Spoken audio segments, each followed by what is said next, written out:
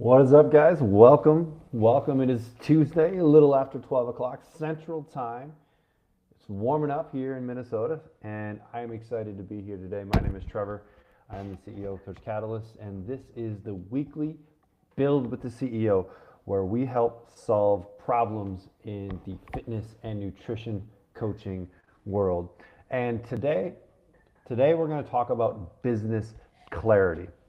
Now, if you've been following our stuff at all, you may remember that we did this really cool workshop called The Best Year Ever. Hopefully you were able to attend, but maybe you weren't, where we spent 2 hours taking coaches through a framework for them to map out 2026 so that they could have the absolute best year ever. And today on Build with the CEO, this is a little bit shorter of an episode, so we can't go through the entire workshop. But I do want to go through the first page of the workshop. And that's what we call business clarity. I'm going to share my screen here in a little bit, and feel free to kind of go along with me. And if you really want this page, if you ask nicely, maybe I can find a way to send it out. But this is part of a bigger workbook that we gave to all the attendees of the Best Year Ever workshop. But today we're going to go through the business clarity, because I think this is really important at the end of the year to look at 2026 with the end in mind. So all of this starts with an annual revenue, and then we work backwards from there. But what I find a lot of coaches struggle with is they don't have clarity around their business, which then makes marketing harder, makes their offers harder, makes servicing their clients harder, and they end up just kind of like spinning their wheels. And we found that if someone can get really good clarity in their business, and I'll give you the key areas here in a second, if they can get really clear on their business, it makes everything else drastically easier. So what I'm going to do is I'm going to try and keep my chats open. Facebook does a terrible job of showing me the chats, but I'm going to try and keep these open. I'm going to move them to a different screen here. So as I'm going through this, if you do have any questions, just drop it in the chat, and hopefully I can give a little bit more clarity.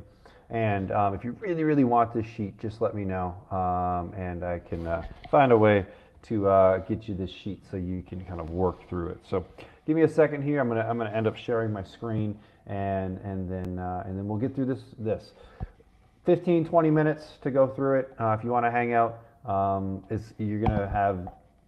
it's gonna be worth every moment, because you're just gonna have way more clarity in your business. So, all right. So what I'm sharing with you now is what we called the Best Year Ever project, and this is just one sheet from that project. So I'm just gonna get this view so we're right, so we can see everything here. Okay. So this is just one view one kind of sheet from that project. You're going to see there were a lot of things at the bottom that we went through during that workshop. But today we're doing sheet number 1. It's called business clarity. And I'm going to walk through each of these. And on the workshop, we had our coaches fill all of these out. And this is really a one-pager for your business. It gives you what you're about, who you serve, how you serve them, and then what your business looks like today. So let's just start going through this. And we're going to start left or right, starting at the top. Every business solves a problem. Okay? Every business solves a problem. And you have to really clearly define what problem your business solves. And I know a lot of coaches, they have a business, but they're really not clear on the problem that they're solving for their clients. Okay. Is it a weight loss problem? Is it a confidence problem? Is it a mental problem? Truly, when we dig down into it, what is the problem that we solve for our clients? Okay. So that's the first one. That's the first one that you want to work through. What problem are you solving in your business? Every business solves a problem. Define what that is. And then we want to define who we are solving that problem for, right? Because if we solve a problem, but we don't really know who we're solving it for, it's hard to go find those people. And if you're playing in the online sandbox, it's worth digging into your who and really narrowing up your who, right? Let's maybe say the problem that you solve is weight loss. You help people lose 20 pounds. Okay, clearly defined on what you do, but who do you do it for? Do you do it for men, women, young, old, taking GLP-1s, kids at home? Like, we need to define who we're solving it for. Because once we do that, everything else becomes exponentially easier because we know where to look, right? If I am solving a problem for let's call it stay-at-home moms, right? I go to where stay-at-home moms hang out, right? If I'm solving a problem for busy executives or business owners, I go to where those people hang out. So once we understand who, that really gives us our marketing channels. We could start diving into the things I've talked about before. Who already owns this audience? How can I create a relationship with them, create value for them so that they will give me access to their audience, right? Once we understand the who, we can go find those audiences. Okay? So once we clearly define the problem that we solve, we know exactly who we solve it for, then we start building out our offers and our marketing statement. So let's first talk about the marketing statement. So in this document, I kind of created a framework for you to be able to use. This framework can be adjusted. It can be a little bit shorter if you want to leave out a few pieces to it. But every piece matters. And so they give the person that I'm telling the statement to a clear picture on who I serve, how I serve them, and how I get someone results, or in what time frame I get someone results. So let's walk through this framework. I help ideal client, busy professionals, small business owners, people over 7 feet tall, people that need to lose over 100 pounds, right? Who is the person that you serve? Achieve what is the result they're looking for? Lose 20 pounds, dunk a basketball, run a faster 40, build 5 pounds of muscle, right? What's their dream result? What is the result that they are looking for based upon the problem that they have? And then this piece you can add in if you want to. It's not necessary, but it adds a little bit more context without annoying, painful thing, right? That might be if, let's say you're a habit coach, right? You might say like something around without having to count your calories or weigh your food, right? If you're a macro coach, you might say something around without having to eat perfectly or follow a perfect diet. So we're talking about the painful, annoying thing that someone wants to avoid, right? You can lose weight without having to go to the gym if maybe you promote at home type exercises, without having to sweat, right? What's the thing that someone may think is annoying or painful? We can add that in there. And then in some sort of time frame, like when do you do this? In 3 short workouts a week, in 12 weeks, what can someone expect, or how long can someone expect to see results? And then using the XYZ method, right? So we want to add some sort of method. All right, so you can massage this framework a little bit so that it flows, so that it fits, but we want to make sure that if I was to tell this to someone, they could clearly articulate back to me who it is that I serve, how I serve them, what kind of result they can expect, and about how long does it take, right? And so with this business clarity worksheet, you may have a few different business offerings. Maybe you have a few different businesses. You can use this for any vertical that you serve, right? If maybe you serve older adults and you serve athletes, we could create a business clarity sheet for each of those, because the marketing statement is going to be different for each of those. So don't feel like you need to try and cram everything into this, right? If you're just getting started, pick one, go all in on that. But if you've been in business for a while and you maybe have a few different subsets of people that you work with, create one for each person. Okay, so I help ideal client achieve XYZ result, right, without annoying, painful thing in XYZ time using XYZ method. Okay, it's a simple framework. Massage it a little bit till you find what fits your voice, but clearly articulates who you serve, how you serve them, how you get them results, in what time frame, and then let's give it a special sauce. Let's give it a method, right? I love Nate Palmer's $1 million body, right? It has something to it. Framework. Follow people that utilize framework. I think Nate does a really good job in all of his programs using language to help give someone a visualization of what they're accomplishing.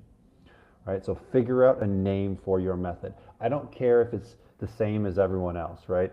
Like for someone to lose weight, the method is pretty similar across everybody, right? We help someone eat less calories than what they're currently consuming, and maybe we help them burn a few more as well, right? But give your method a name so that someone like has that thing to hang on to. I use this example ad nauseum, but P90X, right? P90X is just high intensity interval training and lots of plyometrics. Really, that's all it is, right? But P90X makes it sound fancy. So give your method a fancy name that's going to make it way easier to market. Okay, so that's our marketing statement. Next, we're going to move into our core offer. What is the solution? When I meet someone that fits my ideal perfect client, they have the problem, they're problem aware, they're ready to buy, what am I offering them? Okay, what is that solution? Is it a 12-week this? Is it an 18-week that? Is it a 21-day? What is that solution? Now, you may have been in the game for a while, so this is a great time to be able to look at all of the offers you have and figure out what's the one offer that pays the bills. Every business has one offer that does way better than everything else. And if you've been in the game a while, you might have too many offers out there. Maybe you're spreading yourself a little too thin. Maybe you have one-to-one coaching, then you also have this group coaching program, and then you wanted to create this low-ticket one as well. This is a perfect opportunity to be able to narrow your focus on what is the offer that pays the bills. If you're just getting started, start with one offer.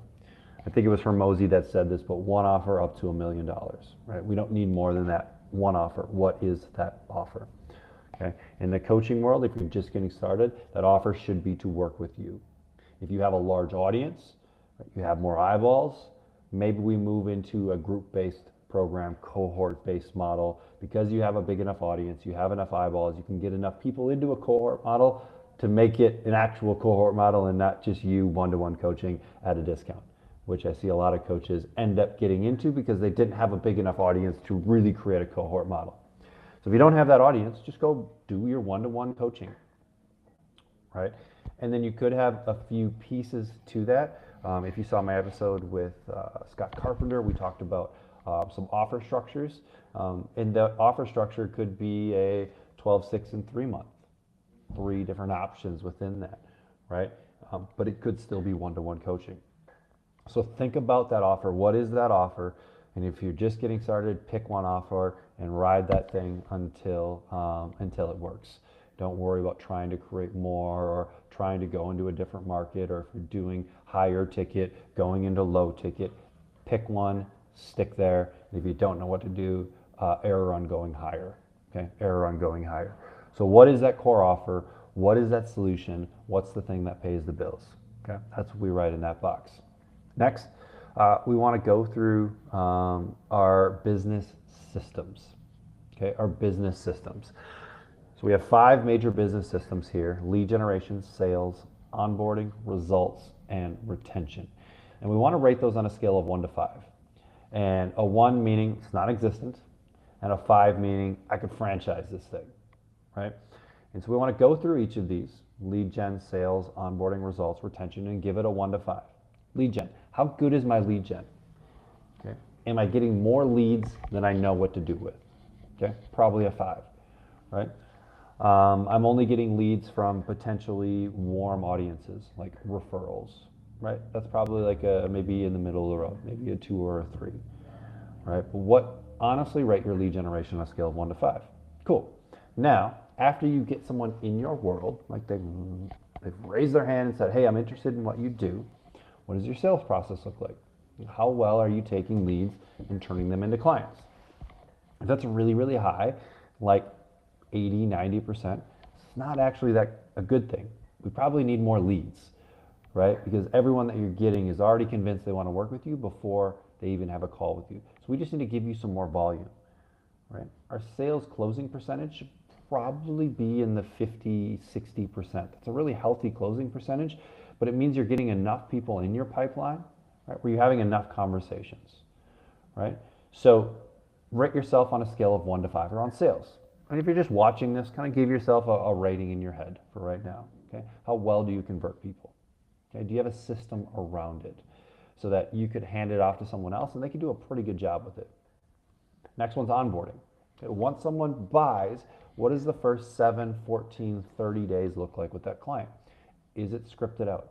Is it systemized? Or does it rely on you to push all of the buttons?